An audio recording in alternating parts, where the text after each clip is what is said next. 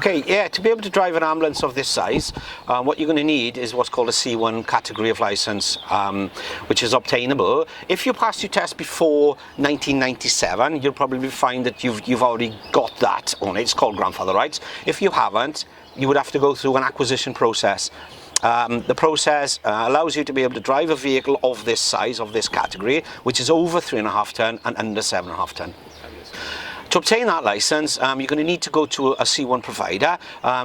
Costs vary, but they're roughly about £1,000.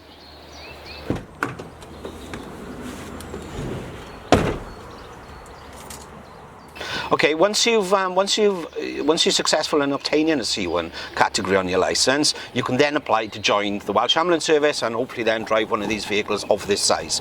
However, you will be then expected to go through an assessment process which is conducted by ourselves, the instructors, and what that basically entails is a 20-minute short theoretical exam. You'll have 16 questions on the highway code and 16 questions on road traffic sign recognition. Once you've successfully passed that, you'll be expected then to go for the practical assessment, which will be a short drive which will encompass reversing, spatial awareness, general kind of highway road pointers. However, what I will say is that we lose a lot of staff at that stage due to the theoretical aspect.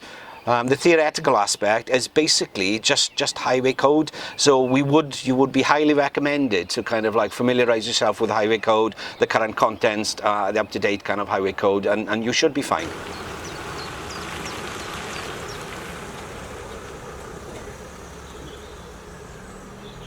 Okay, points on licence. You wouldn't be considered to join the ambulance service to work operationally with any more than 3 points. You'll be considered with 3 points. Any more than that, then unfortunately no.